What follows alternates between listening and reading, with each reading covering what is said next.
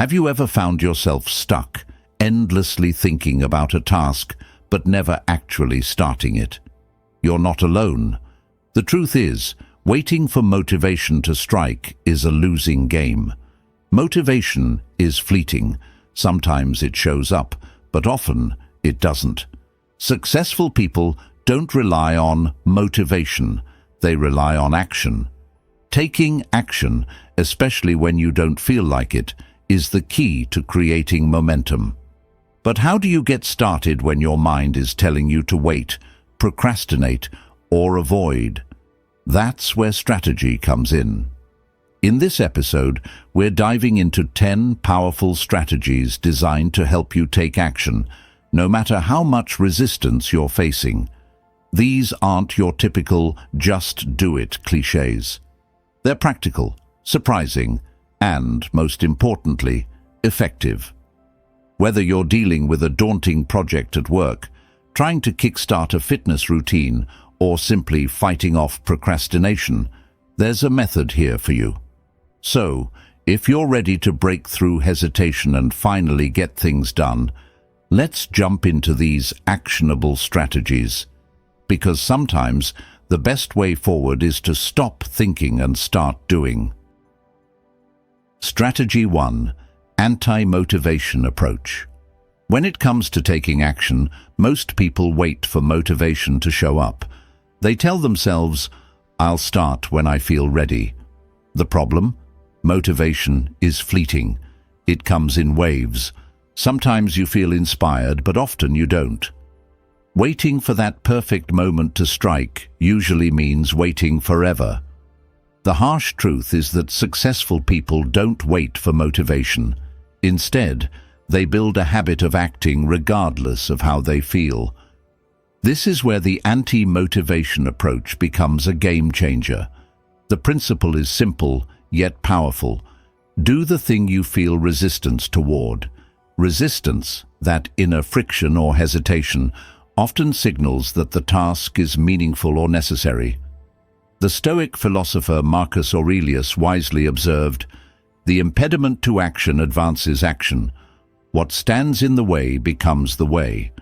In other words, the tasks you're avoiding, the ones that seem difficult or uncomfortable, are usually the ones that lead to real progress. Think about it. How many times have you procrastinated on something only to find that once you finally started, it wasn't as bad as you imagined? That's because starting breaks the mental barrier. Once you push past that initial resistance, momentum kicks in. It's like trying to push a heavy boulder. Getting it moving takes effort. But once it's rolling, it becomes much easier to keep going. Let's make this actionable with a simple exercise. Next time you catch yourself delaying a task, try this. 1. Identify the task that you're feeling resistance toward. 2. Tell yourself, "I don't need to feel ready. I just need to start." 3. Break the task down into the smallest possible step, something so tiny it feels impossible to resist. If it's writing, open your document and type a single sentence. If it's exercising, put on your workout clothes and do one push-up. If it's making a difficult call, simply dial the number and see what happens.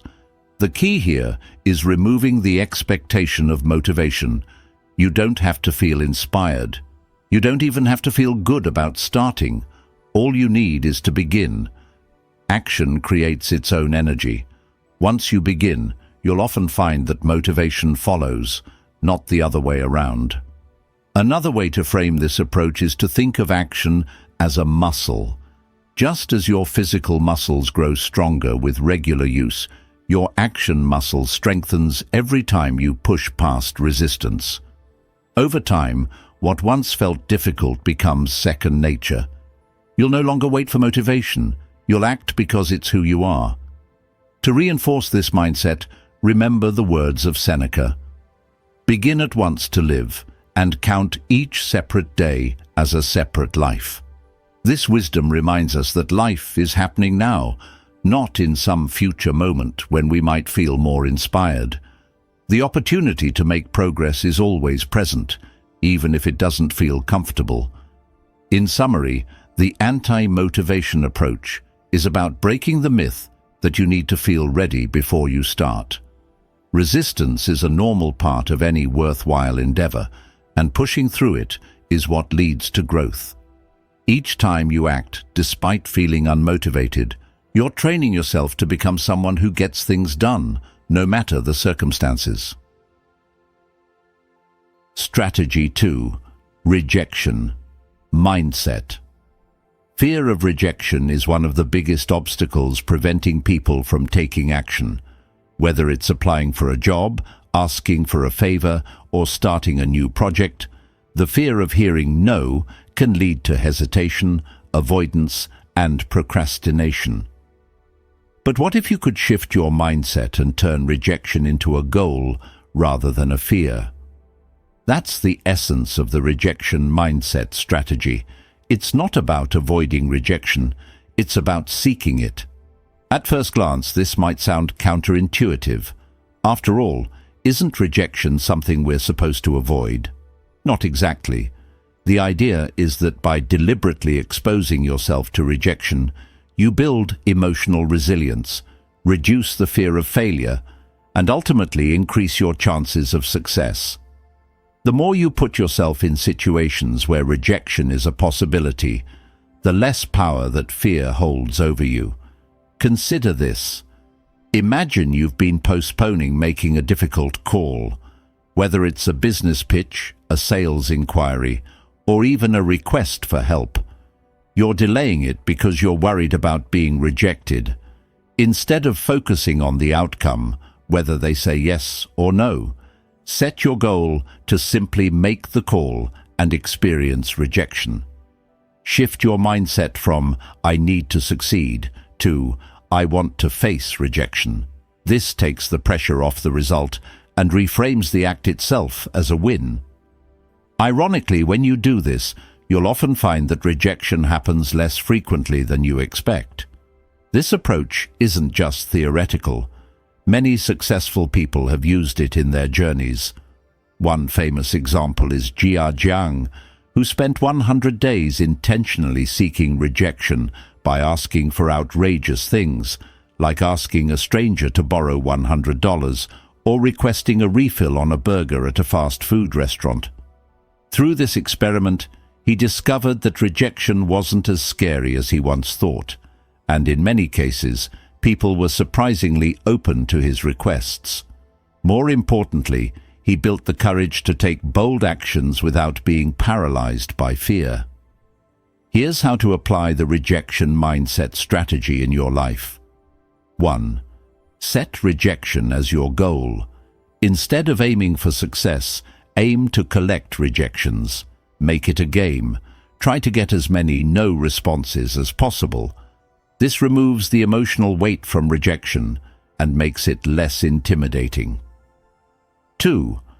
Track your attempts. Keep a simple log of situations where you put yourself out there, regardless of the outcome. Over time, you'll notice that what once felt terrifying becomes routine. 3. Celebrate the act, not the result. Each time you take action despite the fear of rejection, reward yourself. It's the effort that matters, not the outcome. Think of rejection like lifting a heavy weight. At first, it feels impossible to handle, but with each repetition, you grow stronger. Eventually, what once felt heavy becomes manageable, and soon you're lifting with ease. The same principle applies here. Exposing yourself to rejection builds your emotional muscle and makes you more capable of handling difficult situations. Another way to reframe rejection is by thinking of it as data. Every rejection provides valuable feedback. Maybe your pitch wasn't clear enough, or perhaps your timing was off. Instead of taking it personally, use each rejection as a learning opportunity to refine your approach. Over time, these small improvements compound, increasing your likelihood of success. In the words of Seneca, every new beginning comes from some other beginning's end. Rejection isn't the end of the road. It's a step towards something better.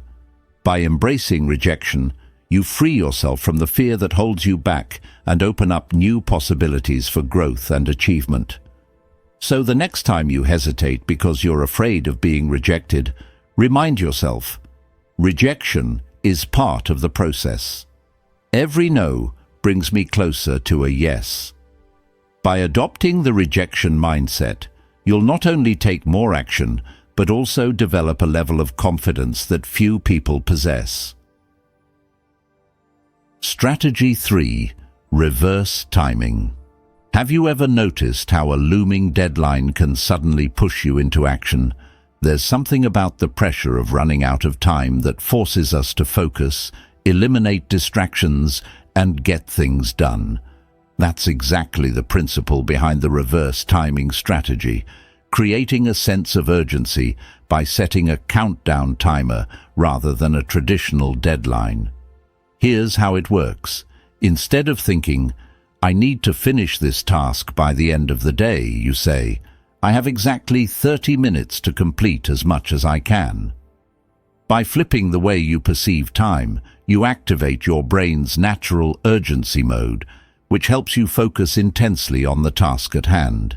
This approach works particularly well for tasks that feel overwhelming or tedious because it removes the pressure of perfection and shifts your mindset to one of action. Why is this effective? Our brains tend to procrastinate when we feel like we have unlimited time or when the task seems too large. But when you introduce a ticking clock, you trick your mind into prioritizing action over overthinking. It's no longer about doing everything perfectly. It's about doing something within the allotted time. This simple mental shift reduces hesitation and increases productivity. Think about a scenario where you need to write a report, but you keep putting it off because it feels daunting. Instead of waiting for the perfect moment to start, set a timer for 20 minutes and commit to working on the report until the timer runs out. You don't have to finish it, just make progress. Once the timer rings, you can stop, or if you're feeling motivated, reset the timer and keep going. This method creates momentum, making it easier to continue once you've started. Here's a step-by-step guide to applying reverse timing. 1. Set a clear, short time frame. Choose a duration that feels manageable, 15, 20, or 30 minutes. The goal is to create a sense of urgency without overwhelming yourself. 2. Eliminate distractions. Before starting the timer, close any unnecessary apps or tabs, mute notifications, and create a focused environment. 3. Focus solely on progress. Don't worry about doing things perfectly. Focus on making progress within the given time. Remember, you can always refine your work later. 4. Evaluate and repeat if needed. Once the timer ends, take a moment to reflect. If you've made progress, great. If you feel motivated to continue, set another timer and repeat the process. The beauty of this strategy lies in its simplicity. It breaks down large tasks into smaller, time-bound chunks, making them more approachable. It also helps combat the anxiety that often accompanies starting something big by giving you permission to focus on short bursts of effort rather than the entire task at once. Another benefit of reverse timing is that it enhances your ability to enter a state of flow, a mental state where you're fully immersed in the task. By limiting distractions and focusing for a set period, you increase the likelihood of getting in the zone, which boosts both productivity and creativity. Marcus Aurelius once said, "You could leave life right now. Let that determine what you do and say and think." While this may seem like a heavy thought, it's a reminder that time is finite. By using strategies like reverse timing, you learn to respect and maximize the time you have, rather than waiting for the perfect moment to act. In summary, If you find yourself procrastinating or feeling overwhelmed by large tasks, try flipping the way you think about time. Set a countdown timer, start small, and focus solely on progress. You might be surprised at how much you can accomplish in a short burst of focused effort. So, grab a timer, pick a task you've been putting off, and start the countdown, because sometimes all it takes to get moving is a ticking clock and a little urgency. Strategy 4. Do the impossible act. Have you ever faced a task that seemed so overwhelming you didn't even know where to start? You might have told yourself, "There's no way I can get this done right now," and then postponed it, waiting for a better time that never came. Here's the truth. Sometimes the best way to overcome hesitation is to tackle something so bold and seemingly impossible that it shocks your mind into action. This is the essence of the do the impossible act strategy. The idea is to start with a task that feels almost ridiculous, something that your brain interprets as extreme. Why? Because when you begin with something audacious, ordinary tasks suddenly seem manageable in comparison. It's like lifting a weight that's heavier than usual. After attempting the heavier load, the regular weight feels easier. For example, imagine you need to write a report, but you keep procrastinating. Instead of setting a modest goal, tell yourself, "I'll write the entire draft in one sitting." At first, this might sound unrealistic, but that's the point.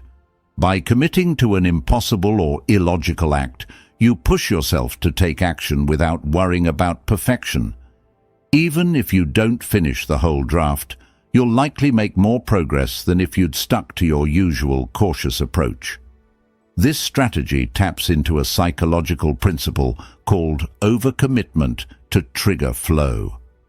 When you set an audacious goal, you bypass overthinking and dive straight into action. The pressure of doing something seemingly impossible forces your brain to focus intensely, silencing distractions and hesitation. Here's how to practice the do the impossible act effectively. 1. Choose a bold starting point. Pick a task you've been avoiding and set a goal that feels a bit outrageous, whether it's reading a chapter in 5 minutes, finishing an entire presentation in one go, or cleaning your entire workspace in 10 minutes. 2. Ignore perfection. The goal isn't to achieve flawless results.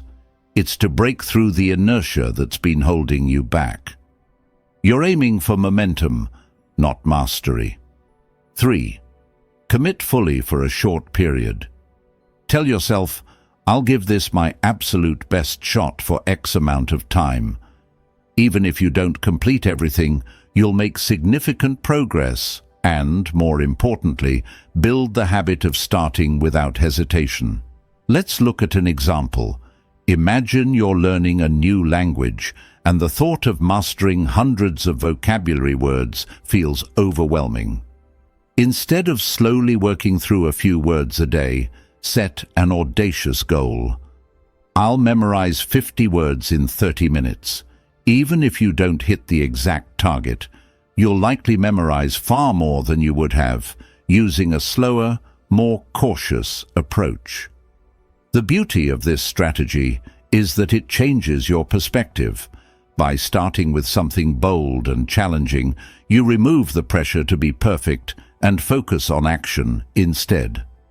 Once you've begun, ordinary tasks suddenly seem easier and more achievable. What once felt overwhelming is now just part of the process. Marcus Aurelius captured this idea well when he wrote, "You have power over your mind, not outside events. Realize this, and you will find strength." The strength here comes from realizing that your mind often exaggerates the difficulty of tasks. By flipping the script and attempting something impossible, you take control and prove to yourself that you're capable of more than you thought. So, the next time you're stuck, try this. Instead of easing into the task, Challenge yourself to do something bold. Aim for what seems impossible, and watch how quickly hesitation fades. Even if you don't achieve the impossible, you'll accomplish far more than if you'd done nothing. Remember, it's not about achieving perfection. It's about pushing your limits, building momentum, and proving to yourself that you can take action, no matter how daunting the task may seem. Strategy 5. Option elimination.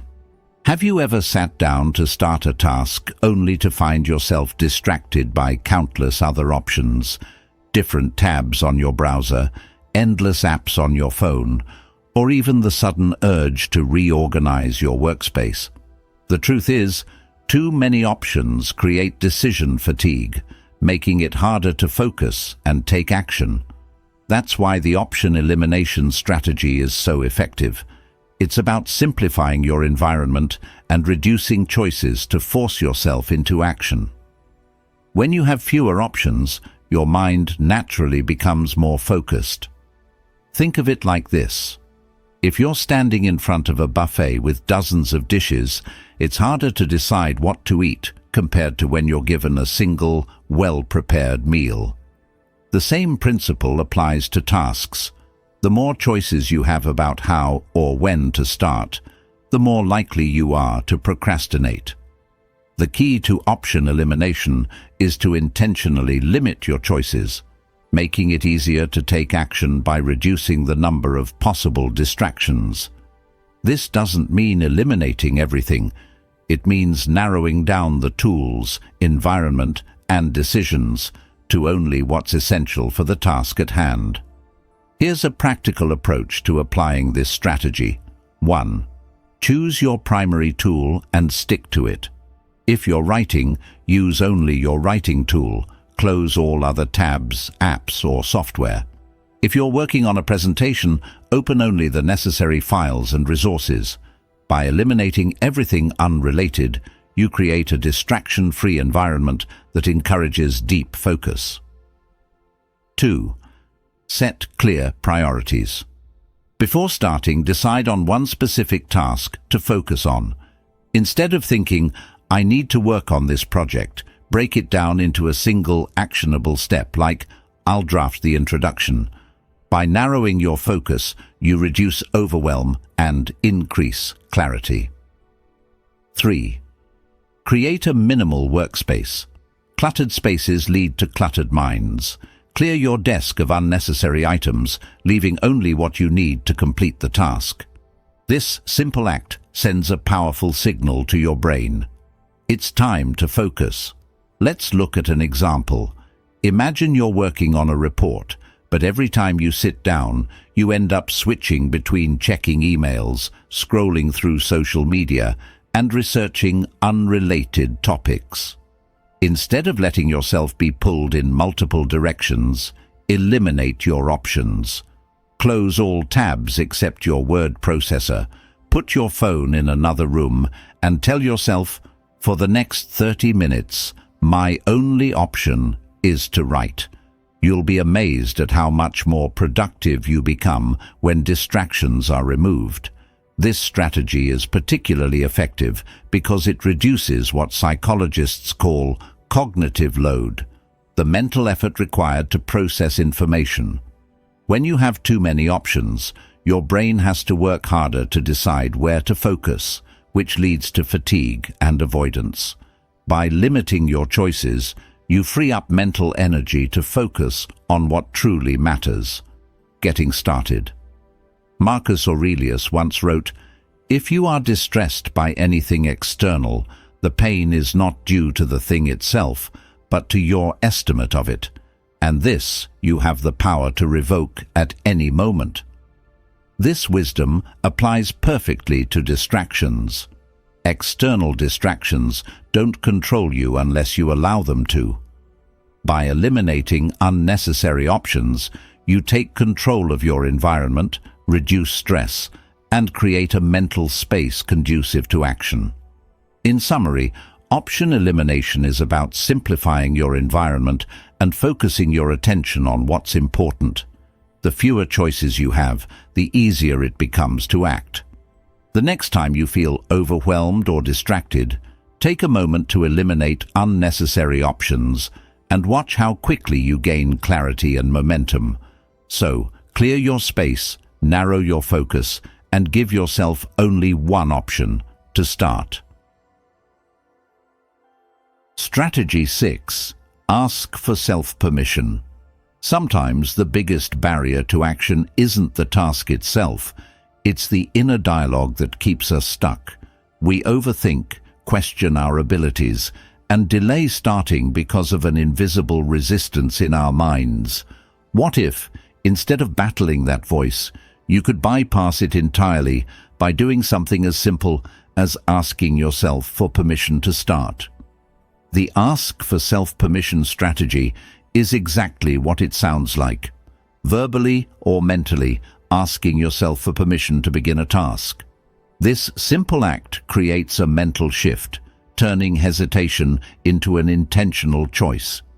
Instead of waiting for motivation or the perfect moment, you actively grant yourself the freedom to start right away. Why does this work? Because much of our resistance comes from feeling like we're being forced into something, whether by external pressures or internal expectations. When you ask yourself for permission, you take ownership of the process. You're no longer reacting to an obligation, you're choosing to act, which makes the task feel less daunting and more empowering. Here's how to practice self-permission. 1. Speak out loud. If you're alone, literally ask yourself, "Can I start now?" Use a friendly or playful tone, as if you're gently nudging yourself forward. It might sound silly, but it works by breaking the cycle of overthinking. 2. Answer positively. Respond to yourself with something simple like, "Yes, I can start now." This reinforces the idea that you're in control and capable of taking action. 3. Take immediate action. Once you've granted yourself permission, do something, anything, that moves you closer to completing the task. Even a small step, like opening your laptop or writing the first sentence, creates momentum. Imagine you've been procrastinating on cleaning your workspace. Instead of dreading the task or telling yourself you should do it, try this approach. Say out loud, "Can I start cleaning now?" Then answer, "Yes, I can start now." Immediately after, take one small action, pick up a single item, and put it away. You'll likely find that this small start makes it easier to keep going. This strategy is especially useful for tasks that trigger anxiety or perfectionism. By framing the task as something you're giving yourself permission to do, you reduce the mental friction that often accompanies starting. It's no longer about meeting a rigid standard or expectation. It's about allowing yourself to make progress without judgment. Marcus Aurelius offers a similar perspective in his writings. You have power over your mind, not outside events. Realize this, and you will find strength. Asking for self-permission reminds you of this power. You're not a passive victim of circumstances or emotions. You have the ability to choose your actions, even when they feel uncomfortable. Another benefit of this strategy is that it builds self-compassion. Instead of harshly criticizing yourself for procrastinating or not doing enough, you're engaging in a supportive inner dialogue. You're giving yourself the same gentle encouragement you might offer a friend who's struggling to start something. Here's a quick exercise. The next time you find yourself stuck or hesitant, pause and ask, "Can I start now?" Answer positively, then immediately take one small step. You'll be surprised at how quickly this simple act can break through mental resistance. In summary, the ask for self-permission strategy is a powerful tool for overcoming hesitation by turning action into a conscious choice. It removes the pressure to be perfect, reduces overthinking, and makes starting feel like a gentle nudge rather than a daunting leap. So, next time you catch yourself delaying, don't wait for the perfect moment. Simply ask yourself, can I start now? Then say yes and take the first step. Strategy 7. Targeted negativity. Most of us are taught to focus on positivity when trying to take action. We're told to visualize success, stay optimistic, and believe in ourselves. While there's certainly value in a positive mindset, sometimes the pressure to be perfect or achieve a flawless outcome can create more stress and hesitation. That's where the targeted negativity strategy comes in. By embracing failure, you remove the pressure of perfection and free yourself to act without overthinking. The concept is simple. Start with the expectation that you'll fail and do it anyway. Tell yourself, I'll start this task and I'll do a terrible job, and that's okay. This approach may sound strange, but it works by lowering the stakes. When you deliberately remove the pressure to succeed, you bypass the fear of failure that often paralyzes you. Why is this effective? Because much of our hesitation stems from perfectionism, the belief that if something isn't done perfectly, it's not worth doing at all. By giving yourself permission to do a bad job, you remove the fear of not meeting high expectations. Ironically, when you let go of the need to be perfect, you often find that the result is much better than you anticipated. Here's a practical way to apply targeted negativity. 1. Acknowledge the fear. Before starting a task, identify the fear that's holding you back. Are you afraid your work won't be good enough? Are you worried about being judged? Recognize that this fear exists, but don't let it control you. 2. Set a low bar. Deliberately lower your expectations by saying, I'm going to do this badly, and that's fine. For example, if you're procrastinating on writing, commit to writing a messy first draft without worrying about grammar, structure, or style. 3. Take action immediately. Once you've set the expectation that failure is acceptable, start the task without further delay. The goal isn't to succeed perfectly, it's to make progress, no matter how small or imperfect. Let's look at an example. Imagine you're trying to start a workout routine, but you keep putting it off because you feel you're out of shape or won't perform well. Instead of waiting until you feel ready, say to yourself, I'll do this workout and it'll be terrible, but I'm doing it anyway. By accepting that it won't be perfect, you remove the pressure and make it easier to get started. Over time, as you continue taking action, you'll naturally improve. This strategy also works well for creative tasks, such as writing, painting, or brainstorming ideas.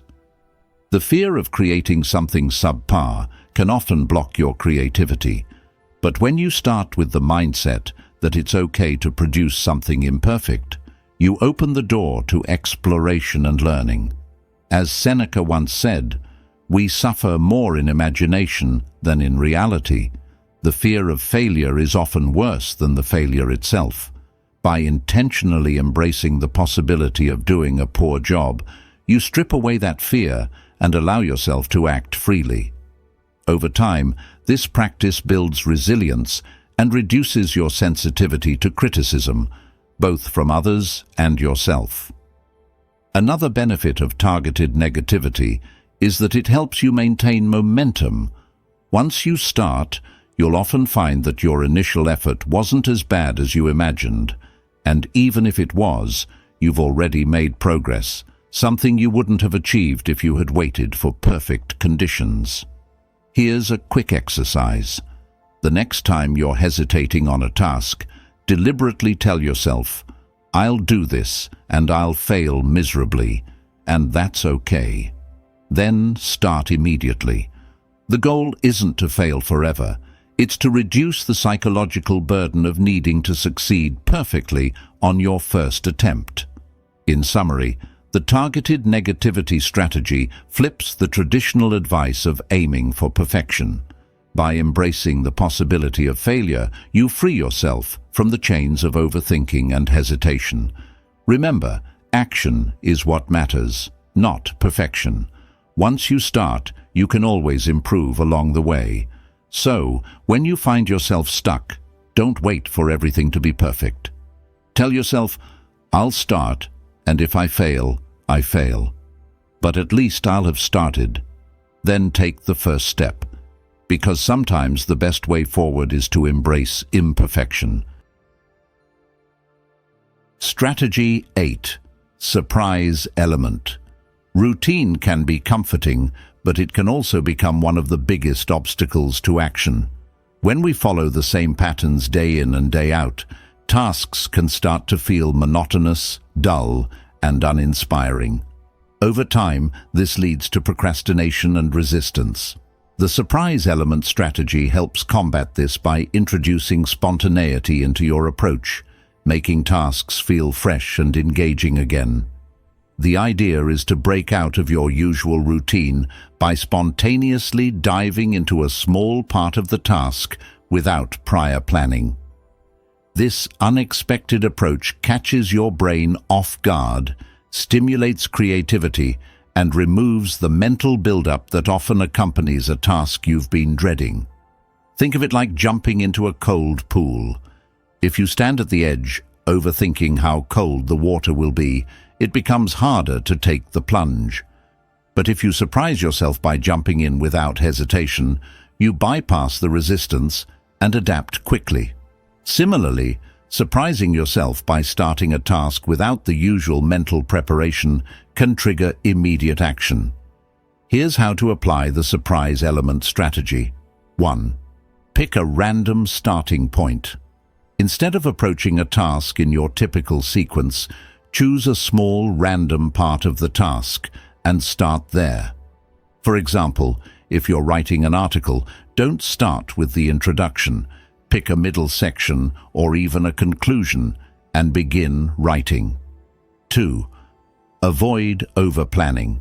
Planning is important, but excessive planning can lead to analysis paralysis. With this strategy, the goal is to skip the planning phase and dive straight into action. You can organize and refine later, but the key is to get started without giving your brain time to resist. 3. Make it playful. Approach the task with curiosity and a sense of experimentation. Think, let's see what happens if I just dive into this part. This playful mindset reduces the pressure of doing things perfectly and makes the task feel less like a chore. Let's look at an example. Imagine you need to clean your entire house, but the thought of tackling everything at once feels overwhelming. Instead of following a set plan, walk into a random room and start cleaning a single corner or organizing one drawer. This unexpected approach removes the pressure of completing everything in order and makes it easier to get started. This strategy works well for tasks that require creativity or problem solving. When you introduce an element of surprise, you stimulate your brain in new ways, which can lead to fresh ideas and solutions. It's like shaking a snow globe. Things settle differently, and you see the task from a new perspective. As Marcus Aurelius once said, "Loss is nothing else but change, and change is nature's delight." By changing your usual approach and embracing spontaneity, you allow yourself to break free from rigid habits that may be limiting your ability to act. Another benefit of the surprise element strategy is that it reduces procrastination by removing the mental build-up associated with a task. When you approach something in the same way repeatedly, your brain starts to associate it with effort, boredom, or difficulty. But by starting unexpectedly and in a different way, you trick your brain into engaging with the task before resistance has a chance to take hold. Here's a quick exercise. Think of a task you've been putting off. Instead of planning how to do it from start to finish, pick a random part of it and start working on that section immediately. Don't worry about whether it makes sense, just focus on taking action. Once you've begun, you'll likely find it easier to continue. In summary, the surprise element strategy is about breaking out of routine and adding spontaneity to your approach. By starting in an unexpected way, you bypass overthinking, stimulate creativity, and make tasks feel more engaging. Remember, action doesn't have to be perfect or linear, it just has to happen. So, next time you feel stuck, don't wait for the right plan or the perfect sequence. Surprise yourself by jumping into a random part of the task and let momentum do the rest. Strategy 9. Start ridiculously small. When you're facing a daunting task, it's easy to feel overwhelmed. The sheer size of the project can make starting seem impossible. You might think, there's too much to do. I don't even know where to begin. This kind of thinking often leads to procrastination. That's where the start ridiculously small strategy comes into play. The idea is to lower the barrier to entry by starting with the tiniest possible action, something so simple that it feels almost ridiculous not to do it. Why does this work? Because our brains tend to exaggerate the difficulty of starting. We imagine all the effort it will take to finish the task, which creates a mental block. But by committing to a ridiculously small step, you trick your brain into thinking, this is easy, I can do that. Once you start, momentum naturally builds and continuing becomes much easier. Here's a simple way to apply this strategy. 1. Break the task down to its simplest form. If you need to write a report, don't aim to complete the first section. Just open a blank document and type the title. If you need to exercise, don't commit to an entire workout. Just put on your workout clothes and do a single stretch. 2. Commit to doing only that small action. Tell yourself, I'll just do this one small thing. That's it. This removes the pressure of thinking about the entire task and makes it easier to start. 3. Let momentum take over. Often, once you complete the small action, you'll feel a natural urge to continue. That's because starting reduces the mental resistance, making it easier to keep going. Let's take a real-life example. Suppose you've been procrastinating on reading a book. Instead of telling yourself, I need to read for 30 minutes, set a ridiculously small goal. I'll read one sentence. Once you read that sentence, you might find yourself curious about what happens next, and before you know it, you're several pages in. Even if you stop after one sentence, you've succeeded in starting, which is far better than doing nothing at all. This strategy is rooted in the psychological concept of behavioral momentum. Once you initiate a behavior, it becomes easier to continue that behavior. Starting small removes the intimidation factor and allows you to build momentum in a way that feels effortless. Another advantage of starting ridiculously small is that it helps overcome perfectionism. Perfectionists often struggle to start tasks because they feel the need to do everything perfectly from the beginning. By starting with a small, low-stakes action, you bypass the pressure to perform at a high level and give yourself permission to simply begin. The Stoics also emphasize the importance of small actions leading to greater outcomes. Marcus Aurelius wrote, "Waste no more time arguing about what a good man should be. Be one." This wisdom reminds us that action, no matter how small, is what truly matters. The smallest step forward is infinitely more valuable than waiting for the perfect moment to take a big leap. Here's a quick exercise.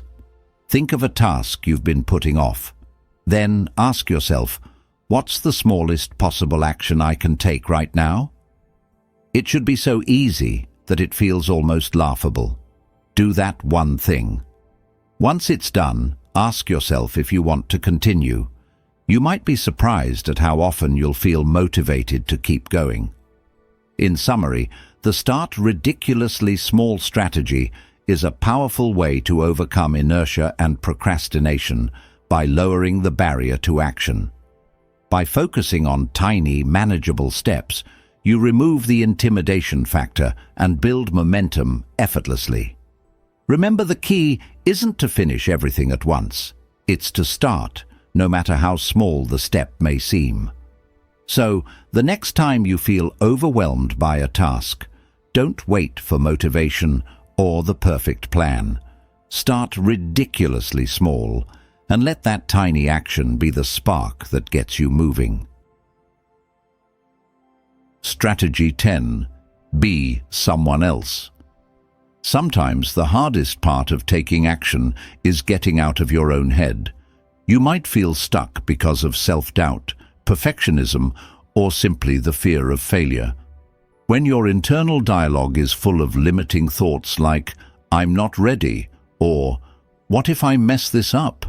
it's easy to get paralyzed. The Be Someone Else strategy offers a creative solution to this problem. Instead of approaching the task as yourself, approach it as someone you admire. A fictional character, a mentor, or a role model known for their determination and drive. Why does this work?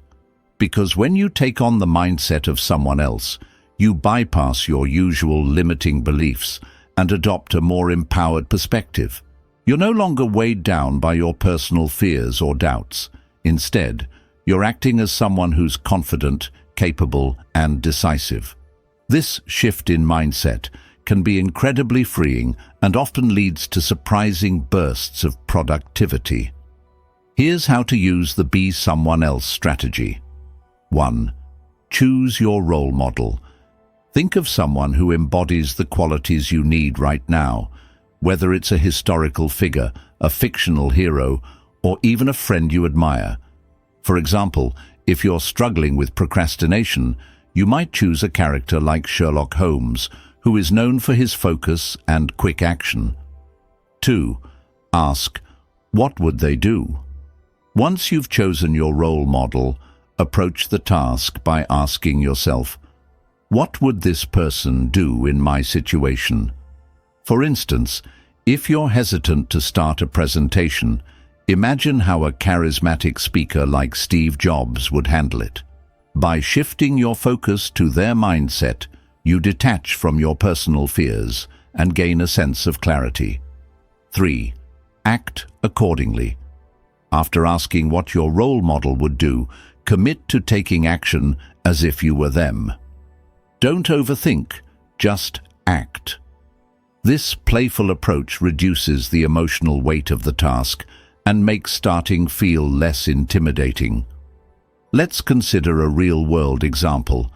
Imagine you're nervous about negotiating a deal. Instead of approaching it with your usual hesitation, try adopting the persona of someone bold and assertive, like a famous entrepreneur or negotiator. Ask yourself, how would they prepare? How would they speak? Then act as if you are that person. Even if it feels strange at first, you'll likely find that this mindset helps you push through the initial resistance and take action with greater confidence. This strategy taps into a psychological principle called role-playing for behavioral change. Research shows that when people take on a role, they often adopt the behaviors and mindset associated with that role. By pretending to be someone else, you give yourself permission to act in ways that might feel unnatural to your usual self, but are necessary for progress. Marcus Aurelius expressed a similar idea when he wrote, "The soul becomes dyed with the color of its thoughts." By deliberately choosing thoughts and behaviors aligned with a more empowered persona, you can transform how you approach challenges. Over time, The qualities you borrow from your role model can become part of your natural mindset. Another benefit of the Be Someone Else strategy is that it adds an element of fun to tasks that might otherwise feel stressful. Instead of dreading the task, you're engaging in a playful mental exercise, which reduces anxiety and makes action feel more approachable. Here's a quick exercise. Think of a task you've been avoiding.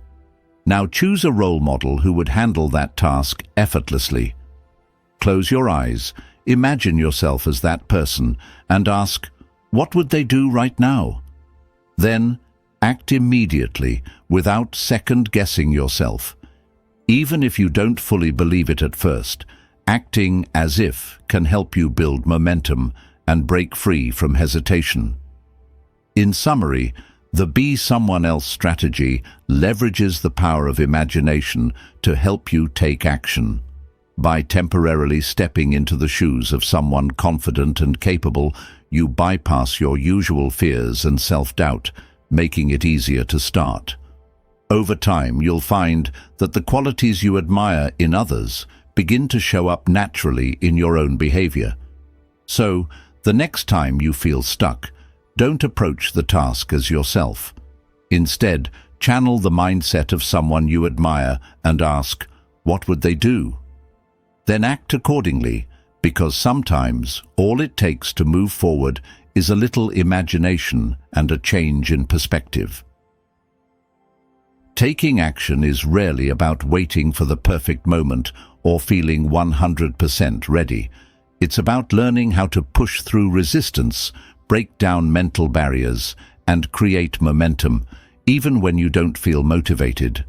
The truth is, hesitation is part of the human experience, but you don't have to let it control you. With the right strategies, you can train yourself to act, no matter the circumstances. In this episode, we've explored 10 powerful strategies to help you take action. From embracing rejection, setting time limits, and starting ridiculously small, to using creativity, spontaneity, and even stepping into the mindset of someone else. These strategies aren't about perfection, they're about progress. Each small step forward, no matter how imperfect, moves you closer to your goals. The key takeaway? Action creates its own energy. You don't need to wait for motivation or inspiration to strike. Start now, no matter how small the effort, and let momentum build. Whether you choose to break tasks into tiny actions, eliminate distractions, or surprise yourself by diving right in, the most important thing is to begin. As Marcus Aurelius wisely said, "You have power over your mind, not outside events. Realize this, and you will find strength. Your mind is your greatest tool, and by mastering it, you can overcome hesitation, build resilience, and create the life you want." So, which of these strategies resonates with you the most? Try one today and see how it transforms your approach to action. Remember, every small step counts, and starting, no matter how imperfectly, is the hardest yet most important part. Thank you for tuning in, and as always, keep taking those small, bold steps toward the future you desire. See you in the next episode.